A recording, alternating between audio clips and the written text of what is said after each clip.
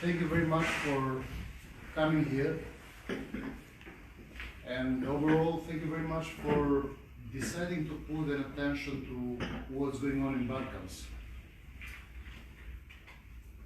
Balkans is a story of conflictuality, but it's even a story of contribution. Europe wouldn't have had any chance to be the one it is today without having Balkans as part of its roots. For thousands of years, Europe has had Balkans as part of its history, economy, culture. We have been exchanging together, we have been living together, one spirit, one root. Now somehow, something is broken. Something is changed. In Europe, we have this new era of self-reference. Each country is thinking for its own problems, internal problems. And we lost what was the spirit of this continent called Europe. Now we have this process of Brexit, but on the other hand, we have this challenge of a few countries called the Western Balkans who want to join the European Union. To make communism fall down, to these countries was offered a dream, an aspiration. Europe, democracy, freedom, economical exchange was our aspiration, our dream. But now we are facing a Europe that tells us that the only ones who have failed is us. It's Albania, Northern Macedonia, Kosovo, Bosnia. Just 2 or 3 weeks ago, Europe had to take a decision whether they would open the negotiations with Albania and Northern Macedonia. It was a long discussion among leaders of Europe. But in the end, France, President Macron, decided to say no. He said that Albania and Northern Macedonia are not about to be accepted. He might be right. Maybe these countries, in their inner energy, couldn't match to the criteria. It could be true. But on the other hand, can we agree in something which is very important? European integration is about exchanging. It's about combination of things, of factors, geostrategic, economical, cultural. So is it true that the only failure belongs to Albanians and Macedonians?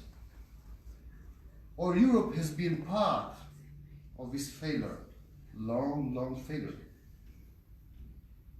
The carrot and the tough way that Europe offered to these countries for the path toward integration usually worked through corrupt leaders.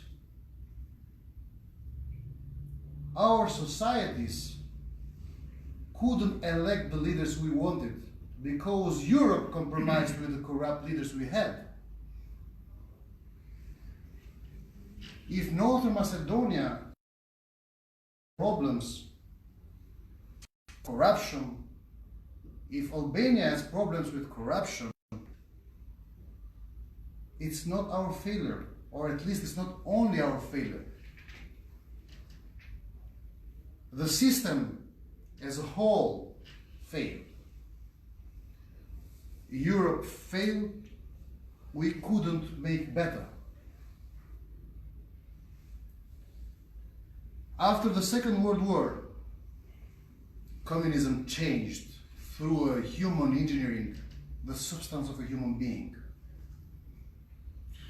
They destroyed all our cells of goodness, intellectuality, public debate, understanding. So when communism fell down, truth is that we had to redo everything from the beginning. We needed help. Robert Kaplan says that to force an uneducated person to accept democracy, it's like putting the gun on his head and saying, be democratic today. It's impossible. It needs a process. It needs help. In this Europe of divisions, somehow we couldn't do the path as we should have done. Our leaders failed because they were not bright. They were corrupt. But they found their friends in Europe. We have suffered because always we have had people from European Union coming and telling us that our leaders, our corrupt leaders, are our shining light. We had all these leaders of European Union, all these leaders of countries from the European Union, French people, Italian people, British people, telling us that these corrupt guys now, who are just corrupt guys now, during those meetings they were statesmen. So is my country, is my nation, is my citizens about to be punished just because Europe cannot handle its own problems and its own standards? It's not a handful of corrupt guys being punished when you say no to Europe. It's a whole nation suffering that. And what do you give space when you punish because of a handful of corrupt guys? You punish a country, you punish a nation, and you give space to other sources to work there, other powers to work there. So when you treat a country by your own predisposition, by your own reference, just because Marine Le Pen is strong, so Macron has to be the one who leads the game. Or, I have another challenge. Let me say it in English and say it as I think it. I believe Europe, Macron and Merkel are playing good cop and bad cop. They are playing us. It's not true that only one is saying no. This is first time I am saying that, and I'm saying this here in London, because I believe Europe is behaving really very bad. These countries are just like small districts of France, Germany. 3 million Albanians live in Albania. 2 million Macedonians in Northern Macedonia. And you come and tell us that Germany and France cannot handle 5 million people? one district? No, it's impossible. It's impossible and it's untrue. It's unrealistic. Bad cop and good cop. Process of Berlin was invented 3 years ago or 4 years ago. When Juncker came as president of European Union, he said, no EU enlargement. And that was the pure truth. I said in every event I took part those times, European integration is undermined. They are not serious with us. They are not gonna welcome us anymore in Europe. Nobody believed that. But all the mandate of Juncker ended up, and no EU enlargement. We had the process of Berlin. Auntie Merkel, with 6 leaders of Balkans, were telling us we'll build the new Balkans. Blah, blah, blah. We'll invest on your countries, we'll change your story, blah, blah, blah. No money, no game, nothing, just words. After the Berlin process, we have this new process, which is the debate between Macron and Merkel. I think it's a game. Let us say it as we think it. Let us challenge Europe and tell them the truth. If they have betrayed us, this is a historical mistake. Historical mistake. Erdogan will be more powerful in Balkans. Chinese people will become more active in Balkans. Islamic countries will become more active in Balkans. And all we have won, all the stability, development, all the winnings we have made as societies will be in danger now. Reasonable minds will face hardships now to be heard. Authoritarianism will rise. You have 3 leaders now. Aleksandar Vučić, the president of Serbia, Edi Rama, the prime minister of my country, and Zoran Zaev, the prime minister of North Macedonia. And the 3 of them are trying to take advantage of this possibility. For the corrupt leaders, it's a possibility. It's paradoxical, but for the corrupt leaders, for the authoritarian leaders, every failure of the nation, of the whole nation, is a possibility. Because they can build up more power. Because they know how to deal with our other authoritarian leaders. They will find shelter on Erdogan's knees. And Balkans will be not anymore as peaceful as it was before. Believe me, the situation got out of control.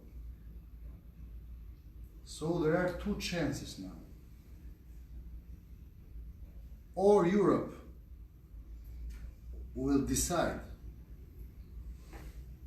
to punish the leaders,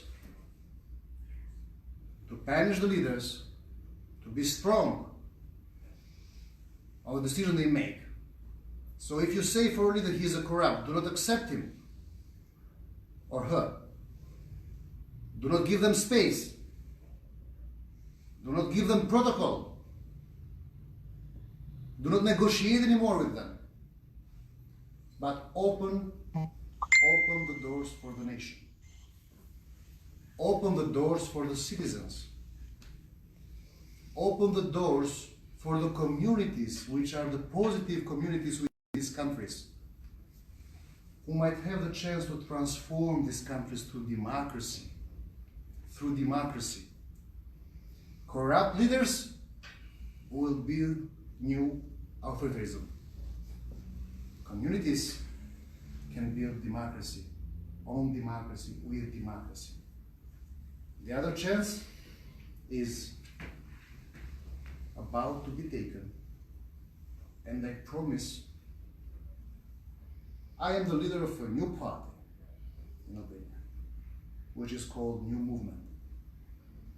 My promise is we'll challenge Europe by giving two other alternatives. And I'll go public on that. If European Union will be tough on us and will keep this streak of betrayal, then we'll decide all to join the Commonwealth, the British Commonwealth, after Brexit.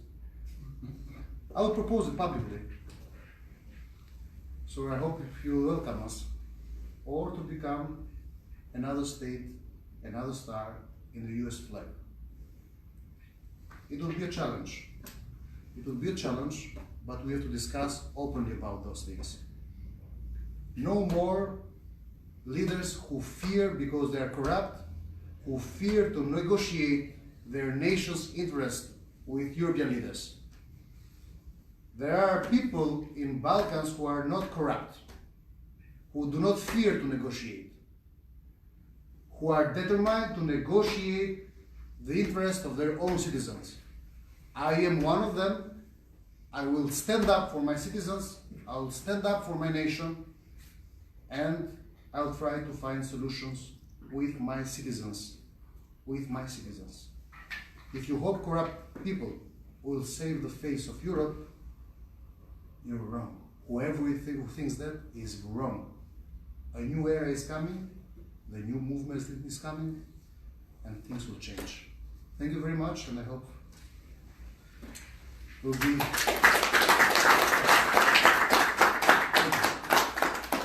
Chairman, can I just declare an interest before we take it any further forward? I've spent 3 years as chairman of the British-Serbian Chamber of Commerce. So I saw a lot of the Balkans, a lot of their leaders in lots of different countries. Particularly, I suppose the one I admired most was Paddy Ashton. Paddy Ashton stopped Montenegro going to war. You don't get prizes for, you get prizes for winning wars, but you don't get prizes for stopping wars. And Paddy Ashton stopped Montenegro fighting. So it's an area I'm happy to share some of my thoughts with you. I'm not a politician, and I'm delighted with what you say. But yes, we looked it up. I first went to Serbia in 1981, the year after Tito died. I could go on. I'm just declaring an interest. I would say Paddy Ashton is a very good example. You can achieve results through peace and democracy. If you work by using this mechanism of carrot and punishment, so you keep under control the corrupt guys, just because you know what they have done. It's like the movie, I know what you did last year. So if you keep doing that, you will fail. I remember the nice Montenegrin people said, well, we're a nice country now, we just sent our Prime Minister to jail. And I thought, well, excellent, we should do that too here. Exactly. But they take it seriously, they thought. I agree with you. Yeah. So justice, freedom, and democracy are the solution.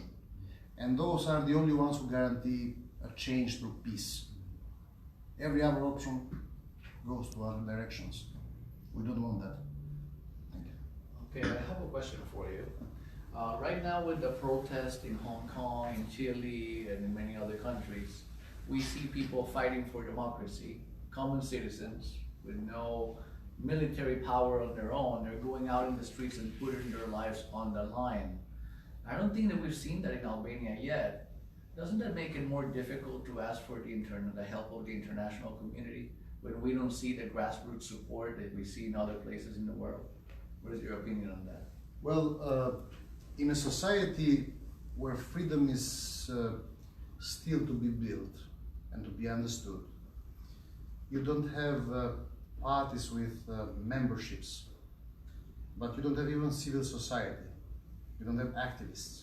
Nobody understands activism for some ideas, standing up for ideas. So you have more parties which belong to the old model with militants. So the only way to have many people, so a number of people in protest, it's one of these parties to call them for a protest. But this kind of protests are protests with an agenda. We had from January till 30th of June, we have very strong protests organized by the opposition. But their agenda was very partiak and very political, party agenda. In order to change that, we need the cultural transformation. What European Union does and what European countries and what the international does there is something that to me creates a lot of concerns. Because it looks to me like they are more interested on balances of force and more interested on the facade. So on the idea that there is an opposition, an official opposition, and a government, a majority and minority. They don't really care that whether the society will be able to build up that kind of opposition which is substantial opposition. Not because of a political party, but because of some ideas, some causes. Every time communities and reasonable groups try to build that up, it will come somebody from European Union who will tell us that, well, the leader of the opposition is doing good. We will get dialogue between the leader of the opposition and the prime minister. So they cut out every other source or community or group who can build up substantial things in the country. We failed. Let me tell you one short story if you have time. In 2015, we learned that my father-in-law had cancer. Those times I was quite, let's say, well known in the media in Albania. I was just a lecturer at the university and a civil activist, not a politician. The doctor knew me and he said, Arian, in order to take care of your father-in-law, you have two choices. You have to pay 5,000 euros bribe to the director of the hospital, or you have to find somebody up to the government so they can phone, they can call, they can give an order so he'll get the chemotherapy. And I said, I cannot give bribe because all my life I've been talking against bribe. Then he said, call somebody. It happens that my generation, I know all the ministers and I called a couple of them, and so we guaranteed that they would call the director of the hospital to get chemotherapy for my father-in-law. Even though I had ministers calling, in 6 months, my father-in-law never got the chemotherapy as the cycle requires, every 2 weeks. Because every time they had to call, wait, and they will delay. Sometimes we got with 3 weeks, sometimes with 1 month and a half delay. Anyway, it was January 2015, 4th of January, when some friends of mine come from Turkey, some politicians. And that day I was very worried, because my wife, who works at the Ministry of Foreign Affairs, had to accompany her father, and they had to wait there without guarantee whether he would get the last cycle of the chemotherapy. And there's all the time calling, and they said, Arian, we see you are very worried. And I told them the story, and I said, bring him in Turkey, in Istanbul.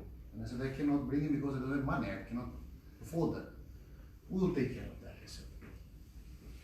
He did the chemotherapy, he was lucky he did the chemotherapy that day, and after 3 days he flies to Istanbul. As soon as the doctor sees him, he says, have you done chemotherapy? He said, yes, the last one was 3 days ago in Tirana. And they said, can we do a special analysis to you, just to understand what kind of chemotherapy have you done? And they did it. After 2 weeks, they gave him an answer. zero sign of chemotherapy in your blood. Zero. They come in Tirana, I meet them and they were crying because the bad news was that his cancer growth 8 weeks, his fate was decided.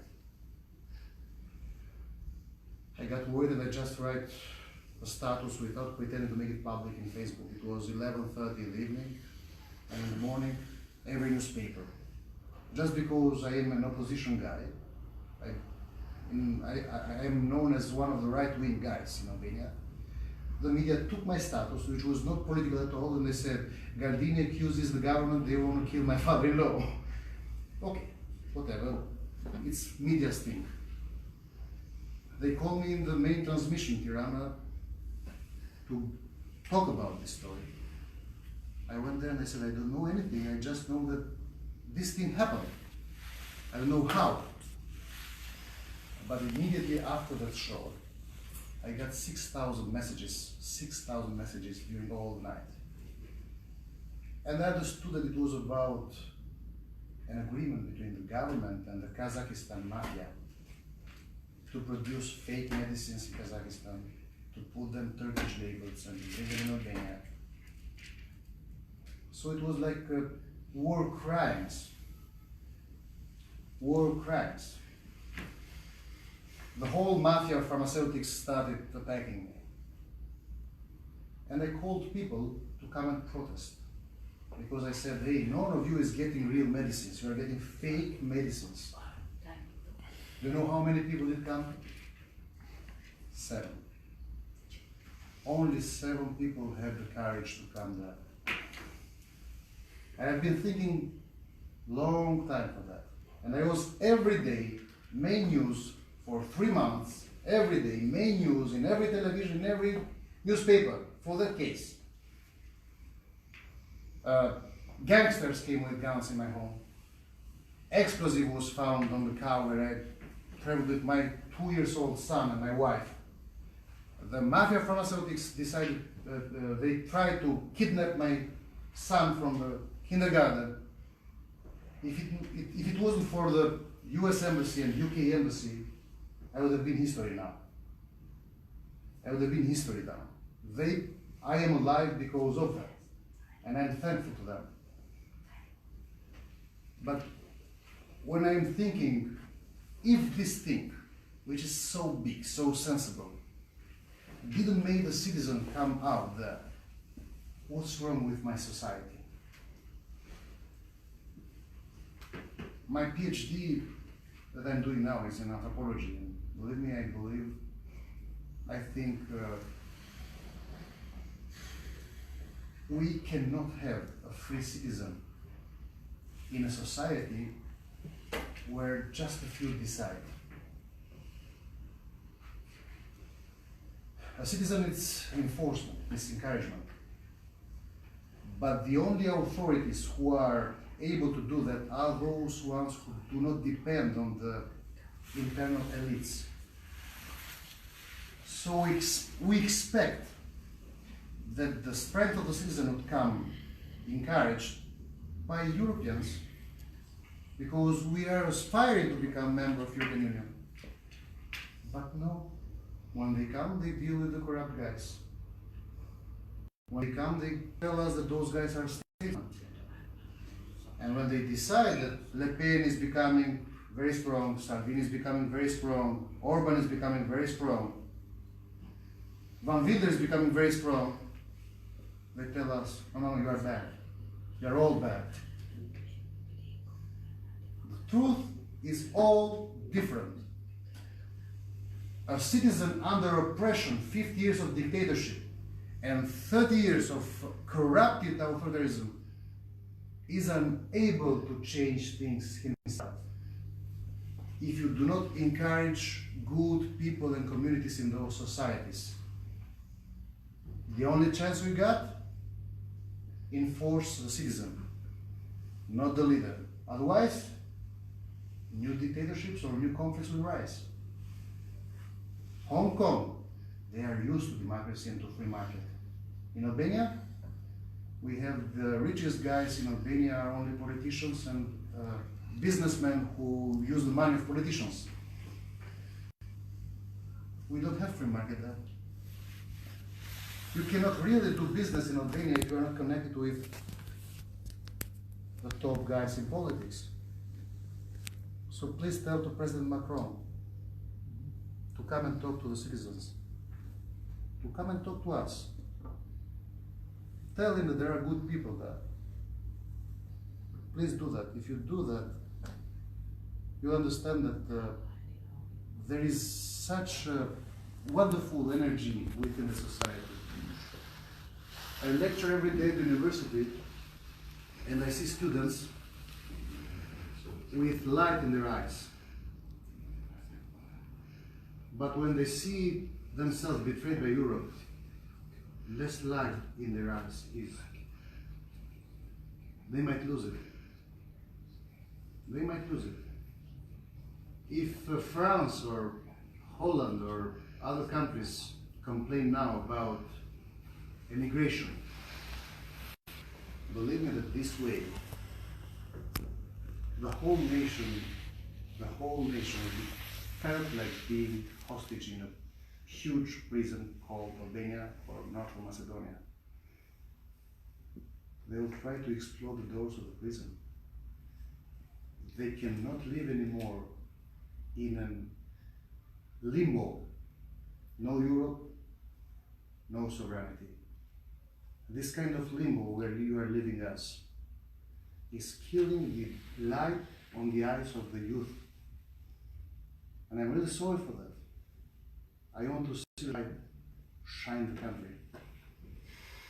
I have never seen, I have been lecturing in other countries, but I have never seen such a passion and strong light in other youngsters.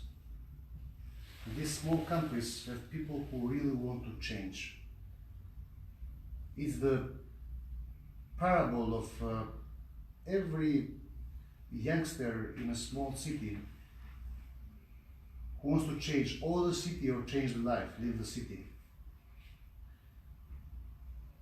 I want them to stay there, but in order to stay there, give them hope, protect their life. This is the only chance. Otherwise, tell Macron that I want to come in France and work there, find me a job there, because I cannot live anymore there either. Thank you. Yes. May I declare another interest? I'm a long-term member of the Anglo-Albanian Association in London, and I think your aspiration to join the Commonwealth is excellent. Because after all, Albania was founded by an Englishman, Yes. whose name I have now forgotten, but you'll tell me. George Byron? Yeah. He made sure that Albania stayed as a country in the breakup of the Ottoman Empire, and it's basically thanks to an Englishman that Albania stayed as a country. Of course, we don't talk about Philby. Yes, I have a point. Are you prepared for social change that is not motivated by politics, but which is motivated by an unelected body which cannot be controlled by its watchdog, the European Commission? The European Commission is expensive to run. It's inefficient. British civil service has, of course, famous red tape, but there would have to be 20 more red tape factories built in order to fuel the need for it in the EU. They seek to be federal. That was not the intention. When Britain voted to enter it, it was the European Economic Community, and this was a trading club. Since Maastricht, it has become a federal organisation, and we have an unelected body, for instance, telling us the British sausage has got to be changed because it doesn't fit European specifications. Certain varieties of fruit can be grown privately at home, but you cannot sell them. All cucumbers have got to be straight. Now this isn't a series of funny stories, this is truth. So social and cultural change normally is motivated by politics. So one has communism, one has fascism, for instance, but they're originally political structures. But what we have at the moment is a money-eating machine that tells us what to do, and it tries to take credit for giving organisations back some of the money we pay it. So, for all intents and purposes, it's a ship of fools, and you want to become a member of, well, the Isle of Wight ferry that goes around in circles. Yes, I hear. I advise everybody in Portland, do not draw a little white space on the European empire. If you want You to can take any federation, terms form you your like. own. Any terms you like. They want you more than you want them. So you can demand anything you like from the European Union, and don't join. A friend of mine who was the foreign minister of Estonia, different place, sometimes people confuse them, and I said to him, "Riva, you don't want to join the European Union?" And he said, "No, we don't. We've just come out of the Soviet Union." But he said, "The bribery is just too much. And so, look, take the bribery, but don't join." I mean, they were bribing all those countries with our money. We've decided to stop that. Don't join. Well, if you accept us in the Commonwealth, we will think. But you have to give us a good deal. So we have to negotiate, not like Boris Johnson with European Union. We have to negotiate differently. You have to go through all those chapters. Yeah, I know the chapters. I know them. I've seen them. And I had to make sure they were written in English, North American English, Estonia. English. Don't do the chapters. Just go on doing it. You know, God, please make me good, but not yet.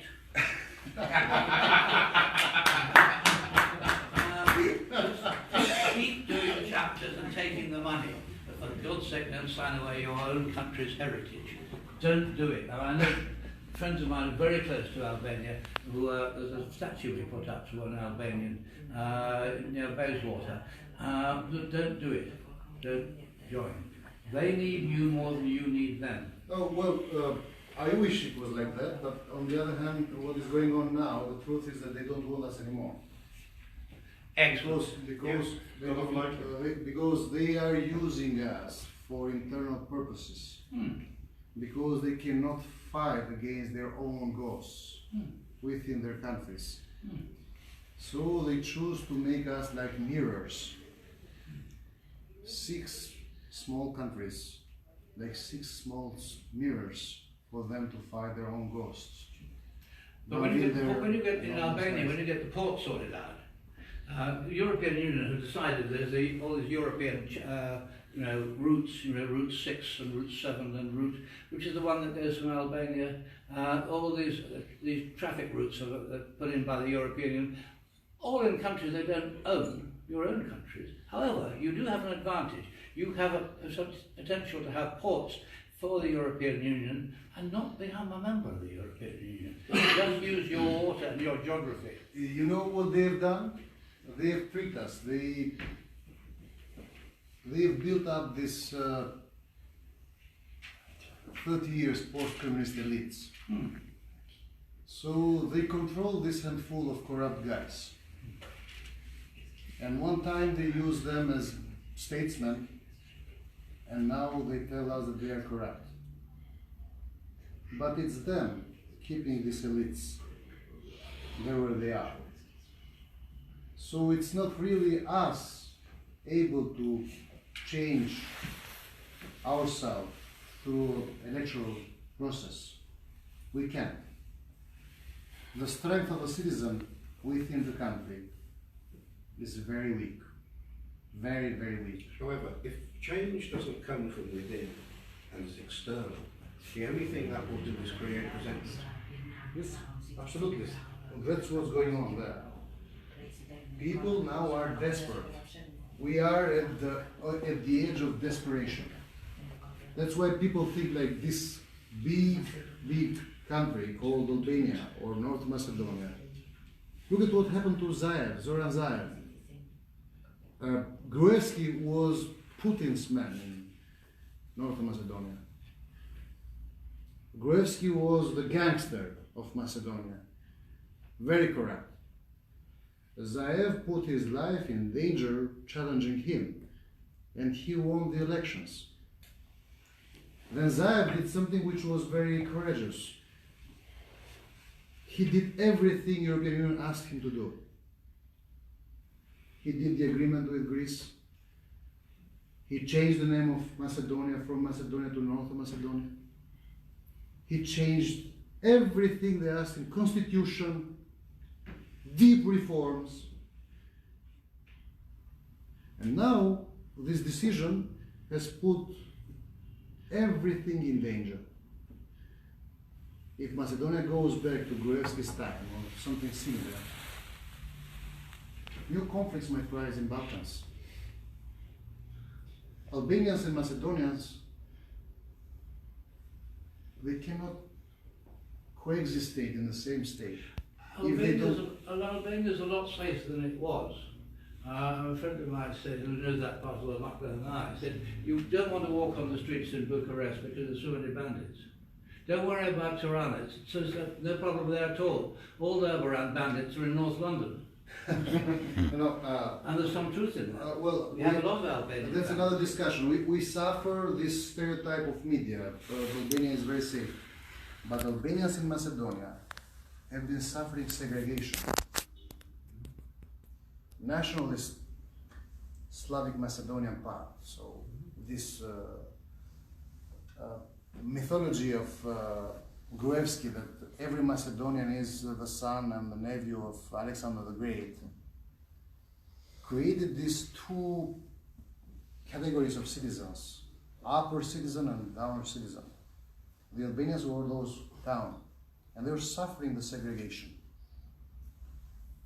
Zaev changed this, but in order to have Macedonia, Northern Macedonia, keep going on as a state, you need to have this process of reforms be successful.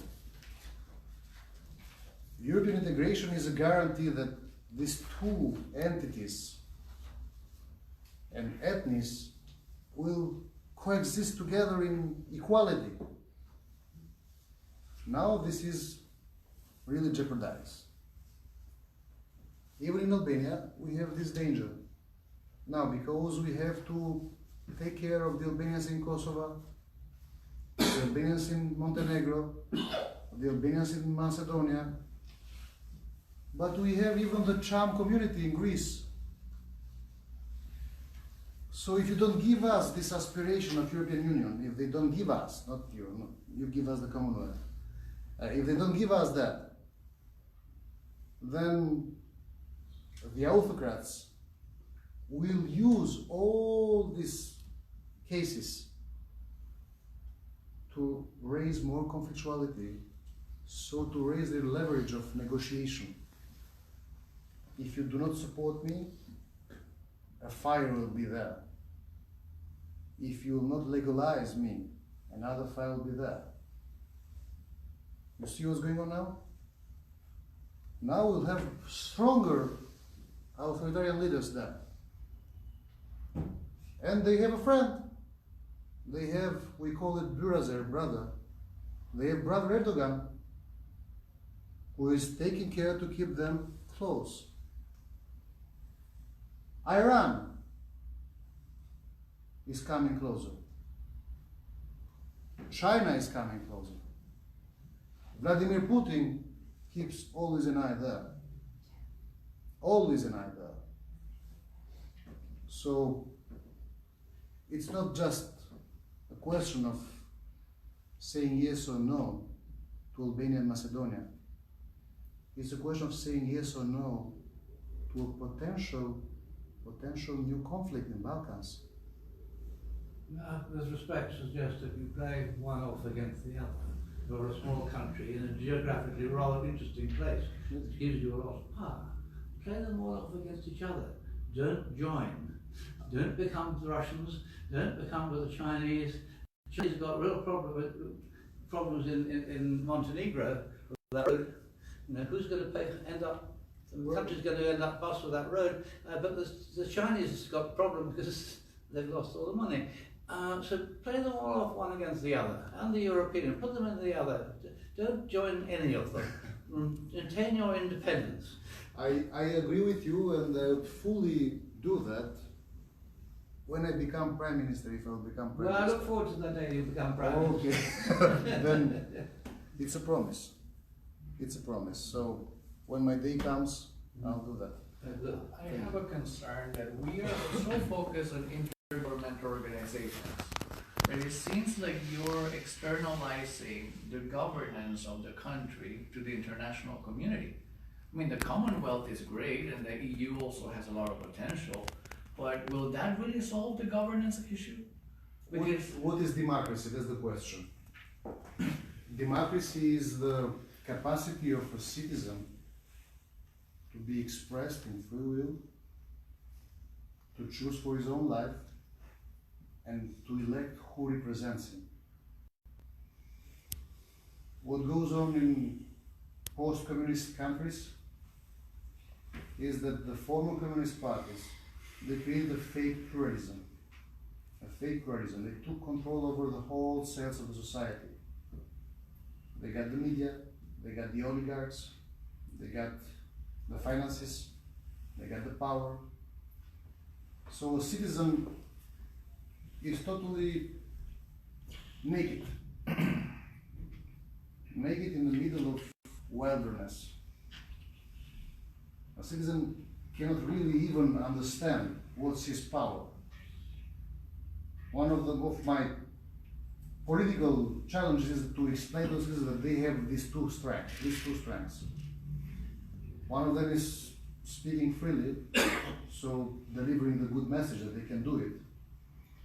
And the other one is voting free. But what they have done for 30 years in Albania, for example, but even in Macedonia, even in Serbia, we never made it to have free and fair elections. But always these international observers tell us, oh, your elections were a little bit better than the ones before. And they never really tried to establish in Albania free and fair, to help the society and the nation and the institution and the citizens to have free and fair elections. For example, now there is a huge debate in Albania whether we'll have a new electoral code or no, whether the code will be changed or no.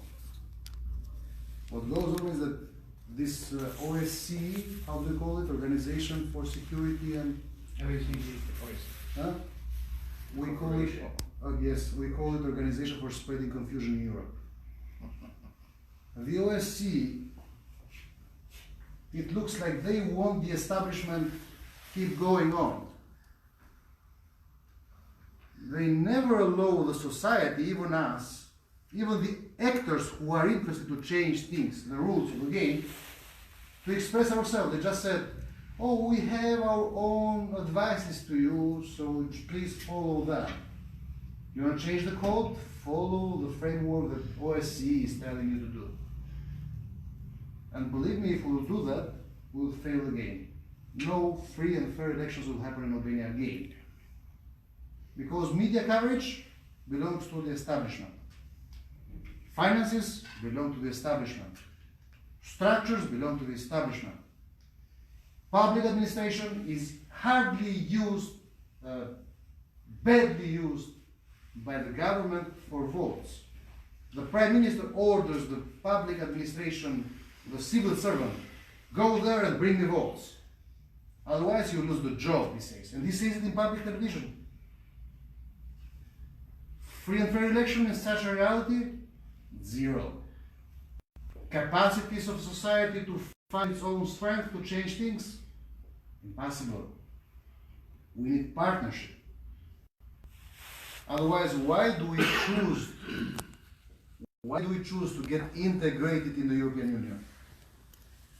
Because we want partnership.